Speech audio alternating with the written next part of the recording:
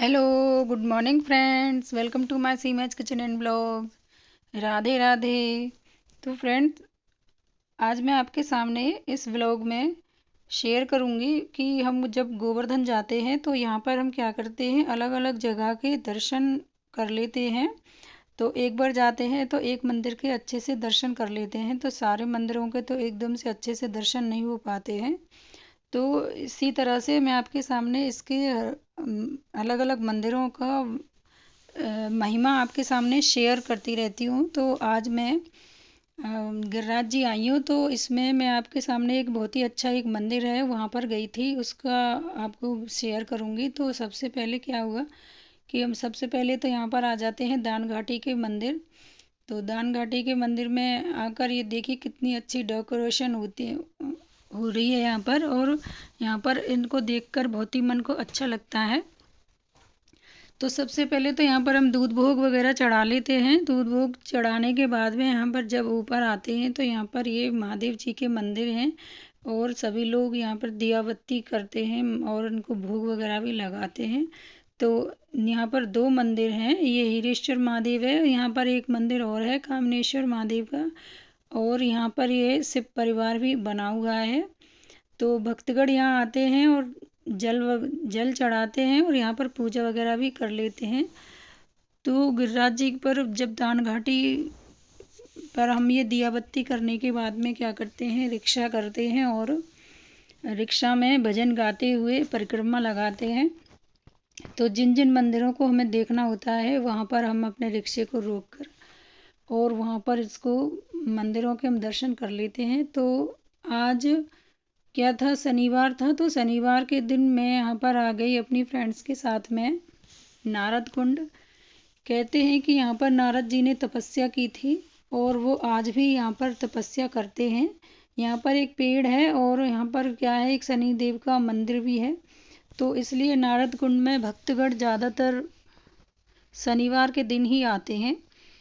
तो ये परिक्रमा के जब छोटी परिक्रमा होती है इसमें, तो वहाँ पर आता है एक राधा कुंड। राधा कुंड से जब हम आगे चलते हैं तो थोड़ा सा दूर 1 किलोमीटर जब हम चलते हैं तो वहाँ पर इसके पास में ही ये नारद कुंड जगह है।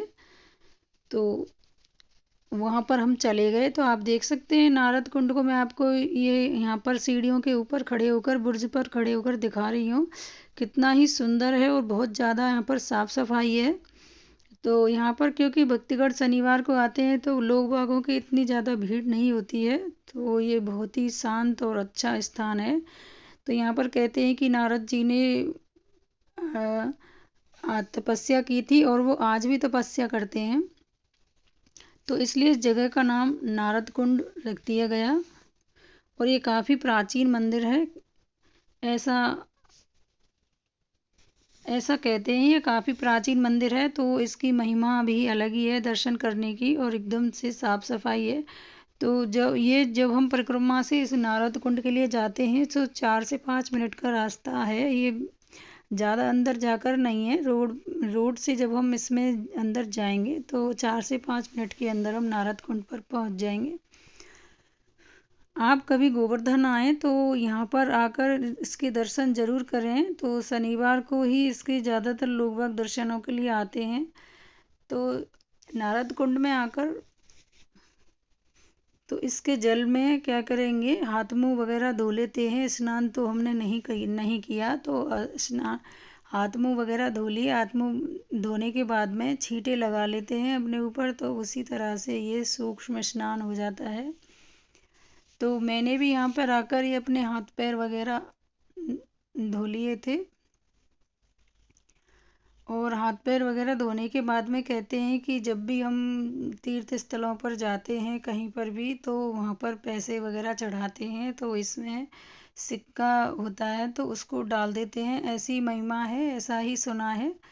तो मैंने भी वही प्रक्रिया की और ये गोल गोल यहाँ पर एक परिक्रमा लगा दी और अपने मुंह वगैरह को पोंछने के बाद में मैं ऊपर आ जाऊंगी। और अब यहाँ पर हम बाकी चीज़ों को देखेंगे। अब नारद कुंड में आए हैं तो नारद कुंड के दर्शनों के लिए आ गए हैं। तो यहाँ पर ये देखिए अम्मा जी हैं, तो घर से लोग वह दिया नहीं ला पाते हैं, तो यहाँ पर तेल के बने हुए दिए आपको मिल जाएंगे।